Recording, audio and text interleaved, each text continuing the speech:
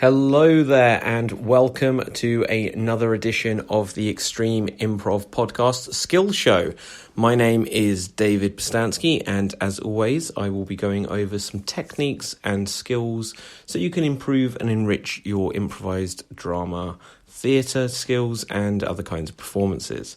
So, on today's episode we will be discussing object work, mime, working with the invisible, and that can sometimes go beyond actual objects and can go to animals and locations and people and beings of sorts. So what do I mean exactly by object work, mime? Working with the invisible, as I said earlier. Basically working with things and people and places that aren't actually there. And why do we do this? If you're performing improvised comedy, improvised drama, it doesn't matter if it's dramatic or if it's comedic, you can be on stage and you can talk, you can be on stage and you can move around, but we don't always just want to hear people talking. Sometimes we want to get a sense of the location. Sometimes if you were in a play and you're just on a blank stage in a room, we wouldn't necessarily get terribly much variety out of the performance. You can change your voice, you can change your face, you can change the emotions, but sometimes we can launch off and bounce off of objects.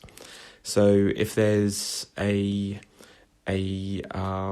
hairbrush, you can pick it up and brush your hair. Perhaps it reminds you of someone.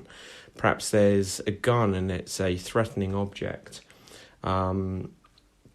Perhaps there's a spade and you're going to dig something up. Perhaps there's a book and you're going to write something down, or you're going to read something out loud, or you need to hide an object. There can be loads and loads of situations where an object will help the story that you're trying to create go further.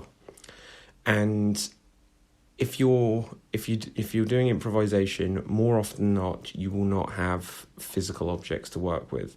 Usually, for the most part, an improv show may give you a chair if you're lucky, and so you will have this chair to work with and you won't really have anything else. Now, one thing I'd say is it's usually better to, outside of the chair, go all or nothing. So you're going to be all mimed or you're not going to be mimed.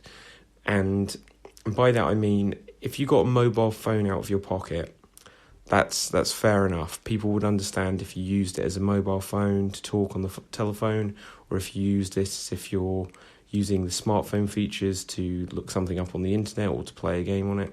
We'd understand that and we'd know what it is that you're miming. If you have some items that are real world and physical, and then some that are being mimed, every so often it's just going to be, okay, so what have they got there? Okay, what's this meant to be? Okay, oh well, that's a real Apple. Oh, that's a real phone. But the rest of it's mimed, and now I've got to puzzle out in my head what it is that I think they're miming. So I would say always go all mimed or not mimed.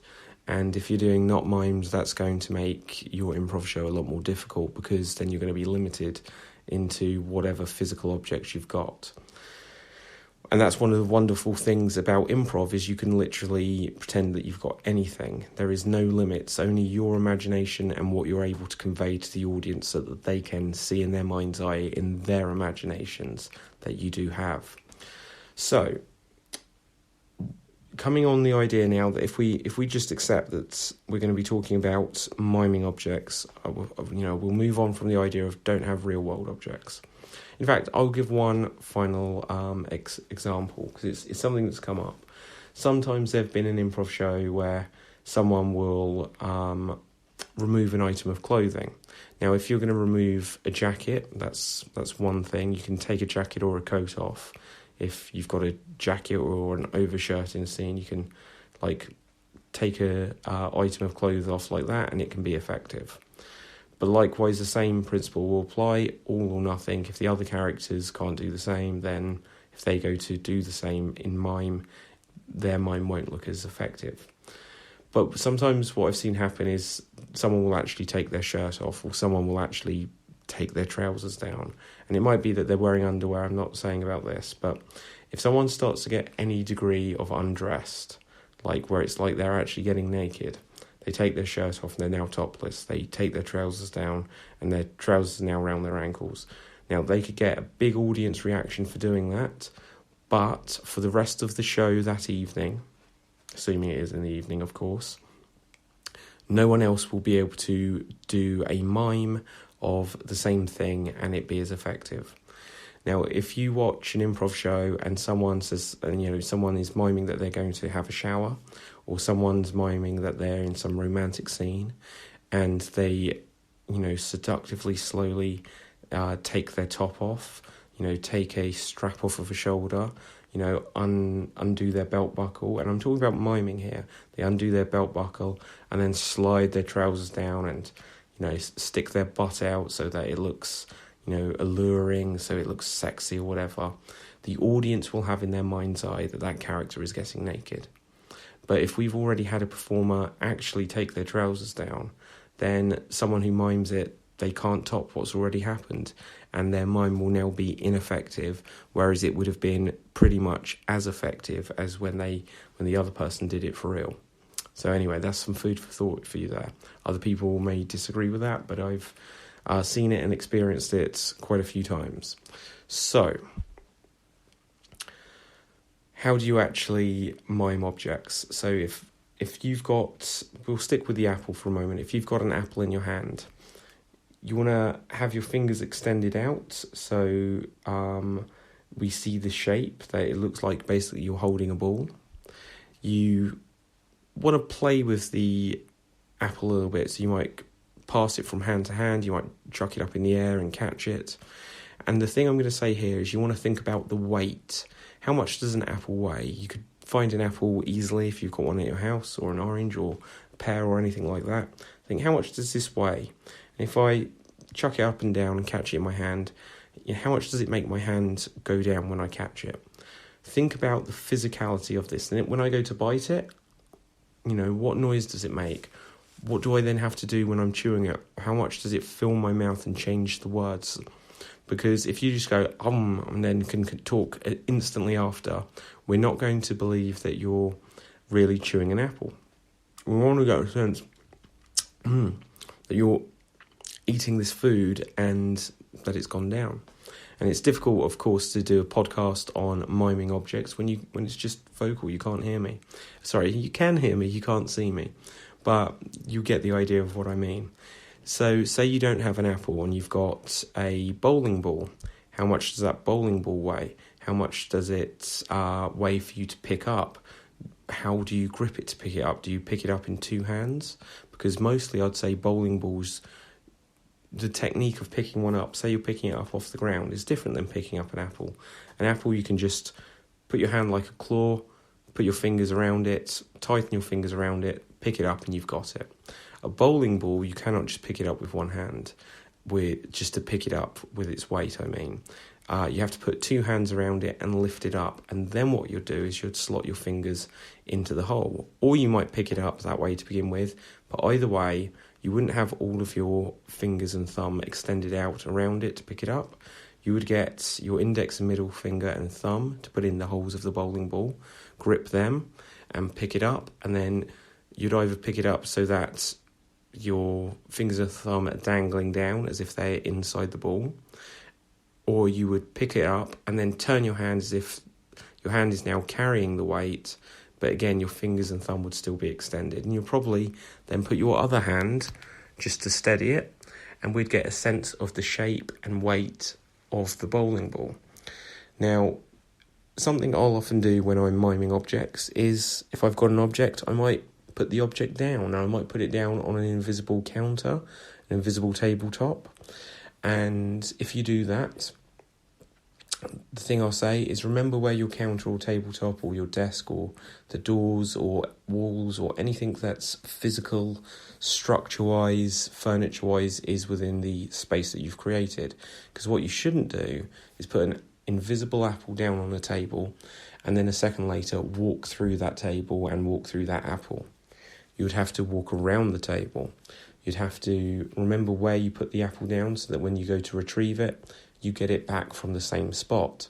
Now you can impress your audience And if you had an actual physical apple on an actual physical table, and you went over and you put it down, you picked it up, that wouldn't be impressive. But again, context is king.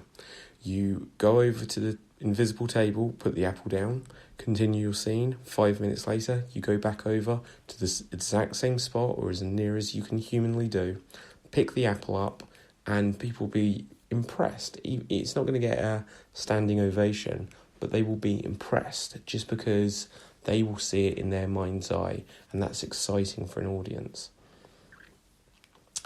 And as well as, like I said about doors, if you go over to a door, don't just put your hand as a closed fist. Don't ever think, I'm going to pick up this piece of paper, or I'm going to pick up the telephone, and just have a closed fist to your ear. Because a closed fist to pick up a telephone or an apple or a door handle, a closed fist, if you absolutely close your fist, there is no sense that you're holding an object. There is no sense that the object that you're picking up has mass, has size, has weight. It's just a closed fist. So if you're speaking on a telephone and you've got a closed fist next to your ear, I can't see. That doesn't look like you're holding a telephone. It looks like you've got a closed fist by the side of your face. A telephone will have size and shape, and it will mean that your fingers are slightly extended and wrapped around the object. And that's what you want to be going for. If you go over to a door, grab the door handle. Don't just pull it back. Don't just put your arm out and swing it backwards aimlessly. Go over, turn the door handle. If it's a doorknob, then turn that. Open the door. And then remember, if you go through it, to close the door. Don't walk through the door if the door is closed. You always have to open it again. Don't leave the door open. If you arrive to a front door, do you need keys? Where are your keys? You could check your pocket. Then you might find, it's not this pocket, it's in the other pocket. You get your keys out, and it's a bunch of keys. And then, as you actually would, if you're not sure how to do this, and you can't put it in your mind's eye, which, sorry if that's patronising to anyone, but just trying to make it very easy for everyone. But if you can't stage combat and you're giving a nap, which is the technical thing, it's a manual car and not a automatic. So use your clutch, use the gear stick, use the pedals, use the brakes, use the accelerator, turn the key, start to accelerate, use indicators. All these tiny details will just help that it's realistic. You'll often see people that have their hands out as if they've got a steering wheel. Once again, sometimes you'll see it just with a closed fist. I'd say, once again, just that tiny detail of having as if you're making an O, like with your index finger and thumb, like an A-OK kind of gap. Make it look like you're holding the steering wheel. Actually give the steering wheel physical mass, physical shape. And you'll see people holding their hands out, and they'll just be up and down or slightly round this circular shape as if they're steering the steering wheel. But you don't do that. You'd be skidding left and right all over the road if you were moving your hands constantly up and down. Now, that being said, people do understand. People understand if you are pretending that you've got a mobile phone and you get a pinky out and your thumb out and you're making it look like the shape of a telephone and you put it near your head. If you are just moving your hands up and down as if you've got a steering wheel, people will understand. If you hold two fingers out, your index and middle finger, and your thumb out, people will understand that you're miming a gun. And for the most part, you can get away with that. People will understand that. And on the instance of the gun, I would say that sometimes that's a very good mime to use if you're not going to give something the physical shape, the physical weight as if you're pretending to hold it. You can hold out your index finger and bend it like you've got it on a trigger, and have the rest of your fingers bent as if they're around the handle on a gun. And people will get as if your scene partner is saying, but we can't hear what the invisible person is saying. If you are on your own, if it is a solo performance, then you may be able to get away with this more. In fact, you definitely can, because you'll dictate it. But you have to be more aware and ultra aware that whatever you've imagined in your head that this invisible person is doing, the audience don't have a clue what that is. You will have to work harder to make it so that the audience understand what the invisible person has said to you, what they've done physically, And it will probably mean that you have to take a Lassie approach. And if you don't know what I mean by Lassie, look it up. It's not an improv technique. I mean the TV show about the dog Lassie, where Lassie would come over and it's just a dog and people go, "What's that, Lassie? Timmy's fell down the well." And you'll have to do that kind of thing for your invisible player. So if the invisible waiter comes over, you could be, "Waiter, what's on the menu today?" "Oh, you recommend the spaghetti, do you? Is that with fresh beef?" "Oh, it's 2 weeks old, is it? Or perhaps I won't have that one. Thanks for the tip there." You'll have to say things that make it clear what the invisible person has communicated to you, what they're doing, so that you understand. Sorry, not just that you understand, so that the audience understands what it is that the invisible person has done. I often say when I'm directing or teaching improv, I call this the King Kong rule. And what do I mean by King Kong? Now, King Kong, or Godzilla, King Kong is a 50-foot, 100-feet tall giant ape. And if you do a scene where you put yourself in a scene with Godzilla, now a second performer could play Godzilla, but obviously they're not going to give any sense of the size or scale.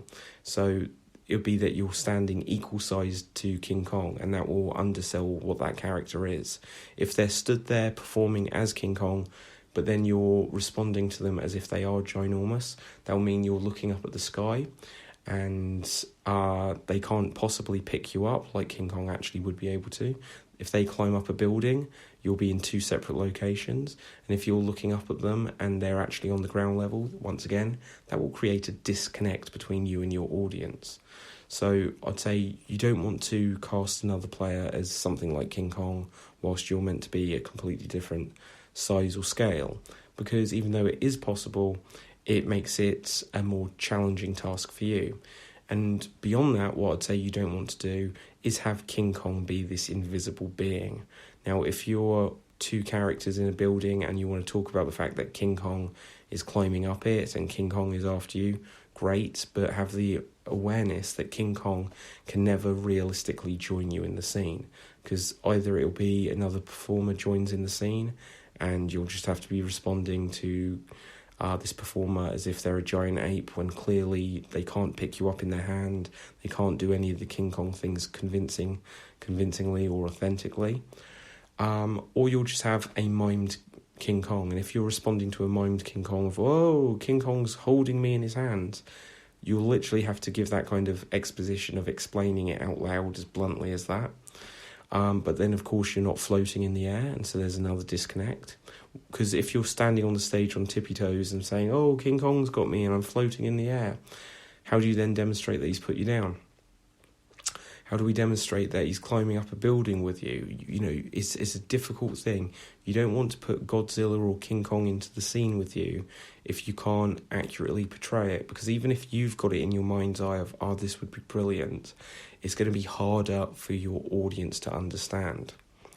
So what I would actually quite like from this is any improvisers out there listening to this, either yourselves or take it to your improv coach, your improv teacher, and say, how do we get around this? And I'd love to then get the feedback. I'd love to hear some more